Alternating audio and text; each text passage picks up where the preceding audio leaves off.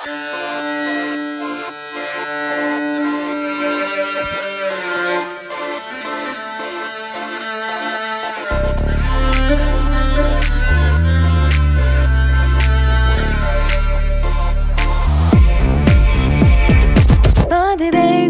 o söygünü düşenmezdi. Yandideydi o özü geçemezdi. Yarımdaydı gep sözünü çaklamazda, çaklamazda. Söydümdeydi men aldı etsa da çıkmazdı, çıkmazdı. Özge işenmezdi. O söygünü düşenmezdi. O özge işenmezdi, işenmezdi.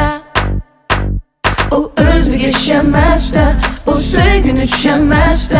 O özü geçemezdi, işemezdi.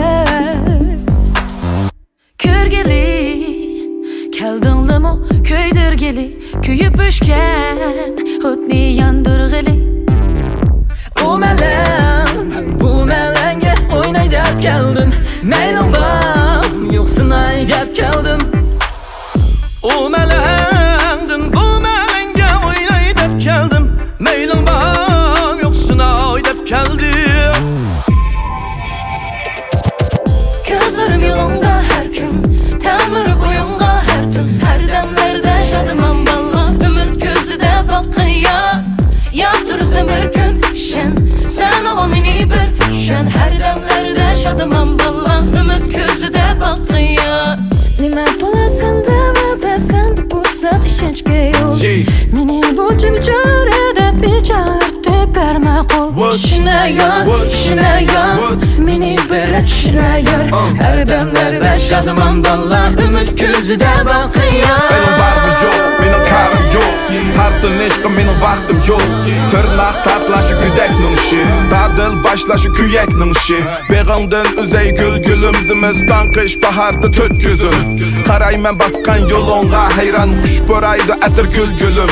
Vaylanga ettir taş yarey, soraymen kallam kaş. Közünde görsem yaşaray, kahrimge bolamam baş. Hevesim yok, Başkasıga taşlaydım beni otiga, konu özden boyida, görüş üçün yer koyida. Gözlerim yolunda sakladım seni, pek uzak cevapsız koymağın beni. Sana boğan söygümle beladı cemi, şengim için muhabbetin köyü. Gülüşüm tatlı kaymak dep, şu demde kıldı tezlemeptin. Könlünü alay dep, kılgın basini bana mensup.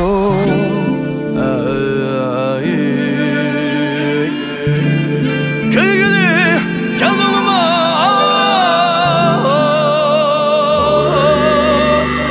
ay gülgülü yanıma.